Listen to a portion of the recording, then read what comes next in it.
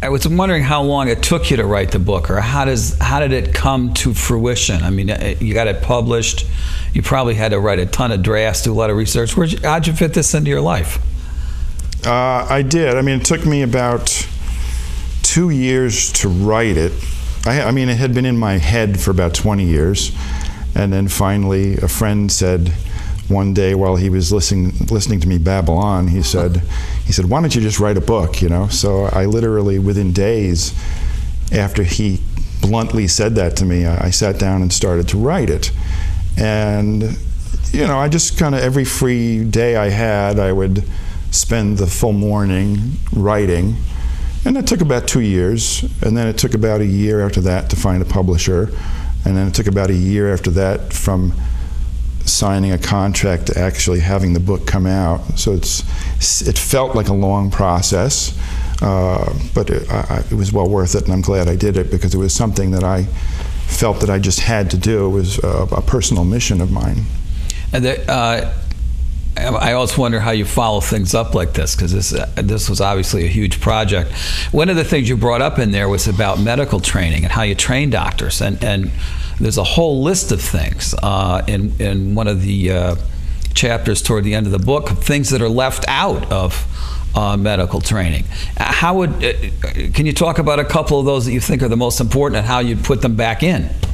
Sure. So in this theoretical green medical academy, we would have courses that train us in all of the conventional specialties and sciences, like, you know, organic chemistry and physics and anatomy and physiology and pediatrics and gynecology and psychiatry. But in addition to that, we need to have courses on homeopathy and acupuncture and Ayurvedic medicine and energy medicine and nutrition, real nutrition courses, and psychology and psychoanalysis, and all of these things have to be somehow put into a medical training, and the people that we choose for to be our doctors have to be people who really have a calling for this, not just people who are looking for an easy way to make a buck because it's a nice way to go. In fact, it no longer is, because medical training is so darn expensive that a lot of doctors spend their lifetime paying off their medical school debts, you know.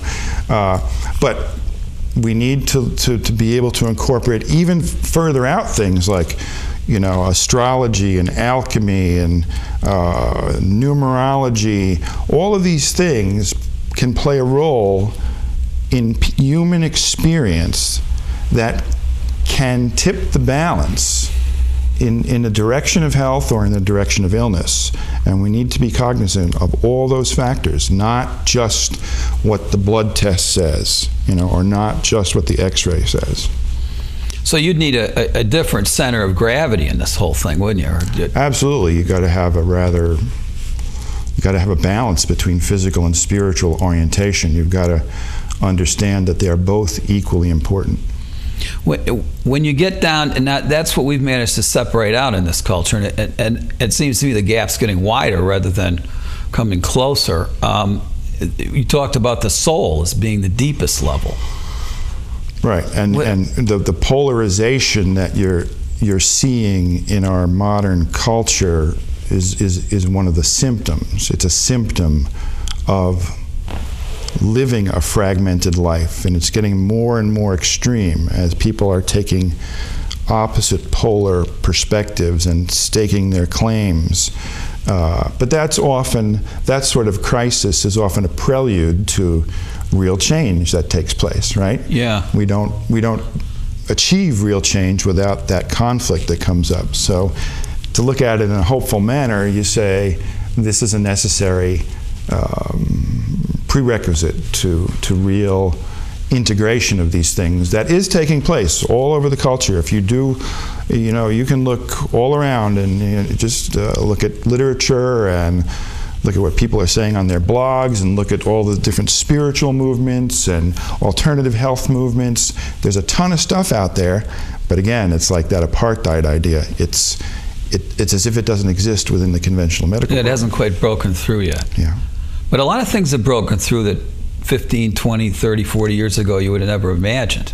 Sure. And the whole civil rights movement is sort of like that. Right. You know, it's come into a completely different realm now. Right. Not to say that it's not happening. I've been invited numerous times to Albany Medical Center to talk to the medical students and be part of an alternative medicine forum where we present these ideas to the students. And with every passing year, they become more receptive. There's no doubt about that. I remember in the early years getting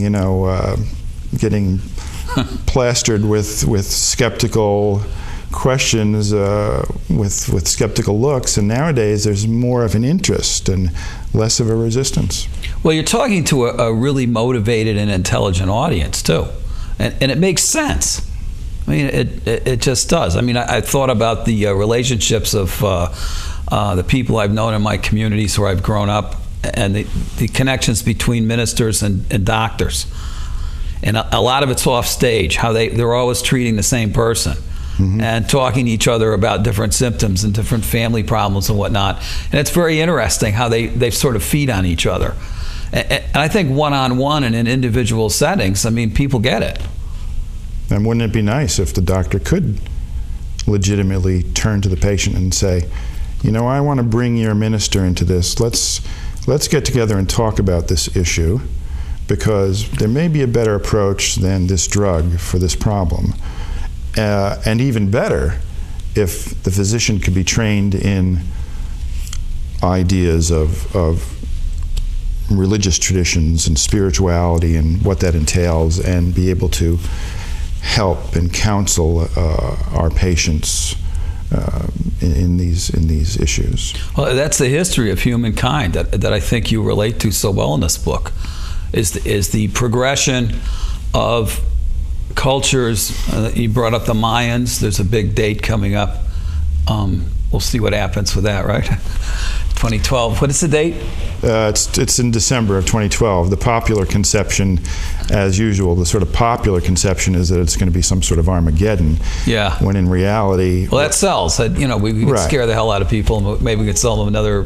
When in reality, it's nothing other than like another 60s. It's a revolution of consciousness, a change in perspective that's going to take place through...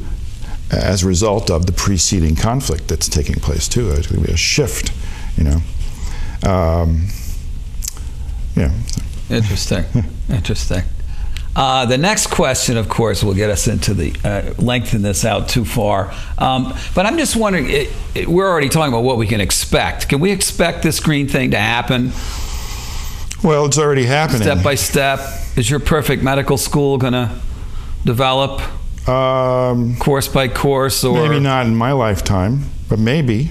I mean, there are schools out there that try to accomplish this. There are schools out there that train their students in the conventional sciences and then train them in alternative medical sciences, but that's not happening in a conventional medical environment, right?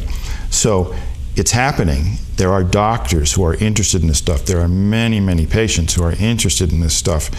We need to create an environment where doctors don't have to feel like they're going to stick out like a sore thumb if they come out of the closet, so to speak, mm-hmm. and show a real interest in it. The funny thing is, it's not unusual for me to get a referral from a doctor, but it's under the table. You know, it's not formal, it's not official.